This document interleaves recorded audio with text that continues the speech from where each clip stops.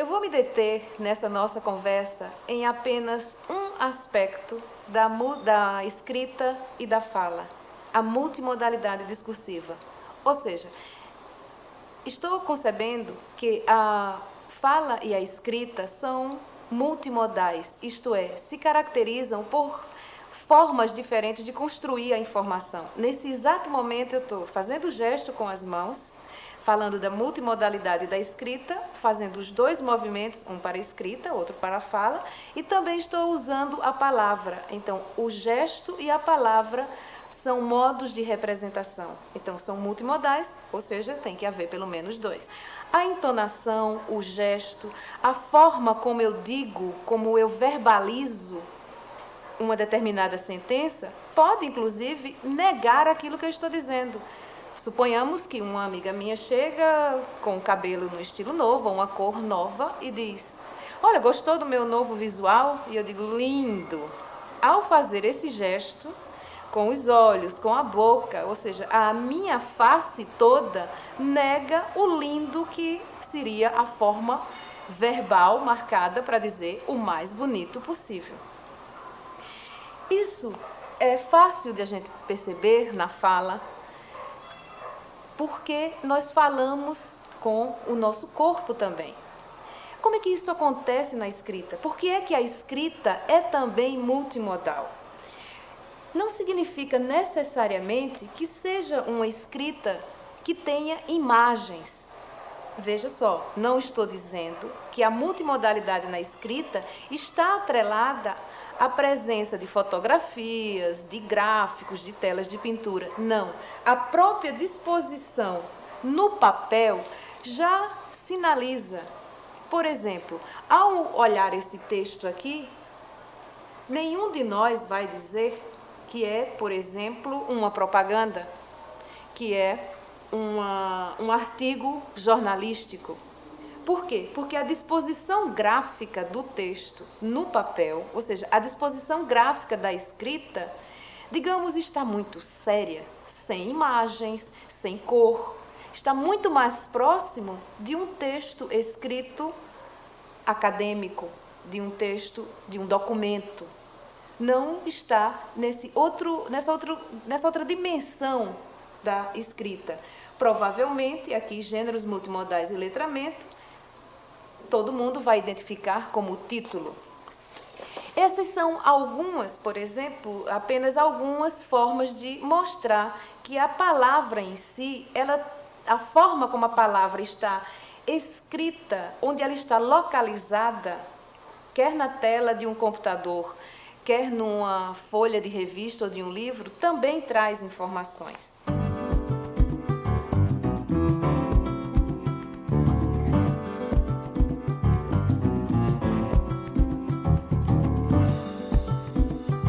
Observando essa imagem aqui, mesmo sem conhecermos a língua na qual esse texto está escrito, algumas características apresentadas aqui faz com que a gente diga: esse provavelmente é um texto que vem no computador, que vem pela internet. Por quê? O endereço aqui, .com, já sinaliza que não é um texto que veio nem pelo jornal impresso, nem pelos correios, por exemplo, veio por uma outra forma. A disposição em que ele está com textos escritos em letra azul e letra preta, sinalizando o que nós poderíamos associar, pelo conhecimento que temos dos textos jornalísticos, da escrita jornalística, como a manchete e o líder, por exemplo. Mas essa disposição gráfica, ela tem uma natureza argumentativa, porque tudo que está nesse meu texto agora, associado à imagem, o fato de eu estar com esse lápis na mão, por exemplo, sinaliza, de uma certa forma, a minha profissão. Professora, fosse um médico, certamente não seria essa caneta que aqui está, não é? O que acontece? Ao fazer isso, eu estou sempre associando aos traços da modalidade na qual eu estou me expressando. Veja que agora mesmo eu fiz uma certa pausa no que estava dizendo. E esta pausa entre uma palavra e outra, tem uma função argumentativa que é, olha, você que está me ouvindo aí do outro lado, o que eu estou dizendo merece atenção. Essa natureza argumentativa também está na escrita, no traço multimodal. Em risco de extinção. Olhando essa página dupla de uma revista de divulgação científica brasileira, chama a atenção, obviamente, a fotografia belíssima do animal. Mas observemos como foi construído ou disposto graficamente o título. Em risco de extinção é apresentado num declive, decaindo as letras à medida em que sinaliza a morte dos animais. Então, tem uma força argumentativa muito forte isso aí.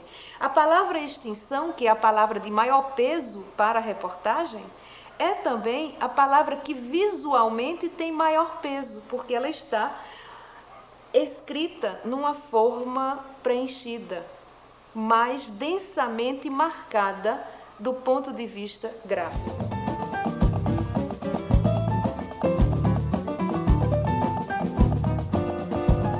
Uma criança, quando faz uma redação, ela pode pôr lá o nome da professora e dizer, gosto muito de você. Mas ela pode desenhar um coração e botar o nome dentro do coração.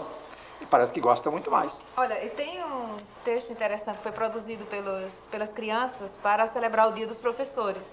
E tem um cartão aqui, por exemplo. Eu, no caso, amo você. Né? A simbologia do coração. Só que dentro do coração está escrito, a amizade é o começo de tudo.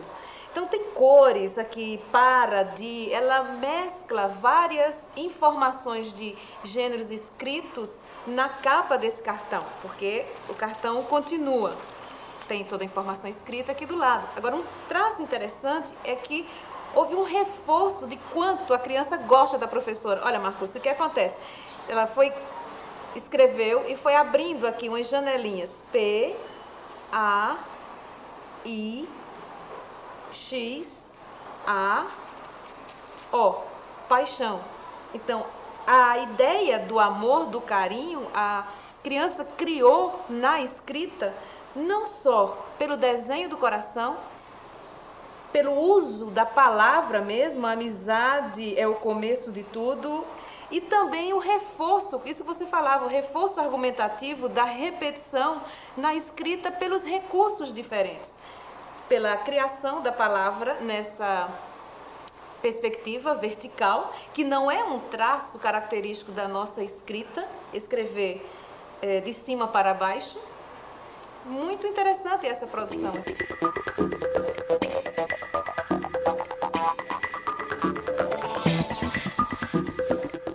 Esse exemplo aqui é muito interessante. Isso é uma página dupla de uma revista de divulgação científica. O que acontece? Numa primeira olhada você diz, uma fotografia de uma estante, cheia de livros, e livros bastante usados, tem alguns com o dorso já gasto.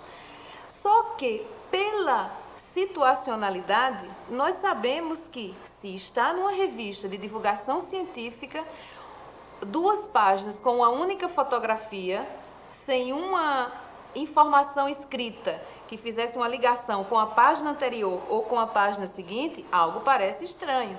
Nós desconfiamos. Olhando de novo, observa-se que está inserido na seção supernova. Já contextualiza. É uma notícia. Nova é sempre usado nesse sentido como notícia, algo que vai ser dado. O que acontece aqui? Começa-se a ler no dorso desse livro. E aqui tem Biblioteca Básica, História das Ideias.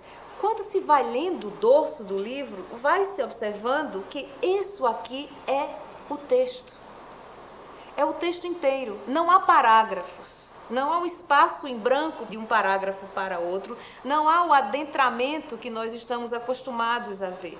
Por isso que eu digo que há uma necessidade de se repensar como ler na sociedade contemporânea. Porque, ao chegar no final desse primeiro dorso, continuar a leitura do livro exige que eu vire a página, modifique a posição da revista e comece a ler agora de cima para baixo e da direita para a esquerda. Processo inverso ao qual nós estamos acostumados a ler na sociedade ocidental. Esse é um processo mais da sociedade oriental, de leitura. E o dorso dos livros são os espaços dos nossos velhos e conhecidos parágrafos. Aqui estão as informações, aqui está o desenvolvimento do texto. E, às vezes, o lugar que é reservado ao autor do livro, como no caso aqui Aristóteles, é também um lugar para o início da oração, da primeira oração do parágrafo, como, por exemplo, Aristóteles foi discípulo de Platão, mas não concordava com... Então, a gente observa que a escola precisa estar atenta para as inovações tecnológicas que afetam, sem nenhuma carga semântica negativa, ou afetam, a fala e a escrita.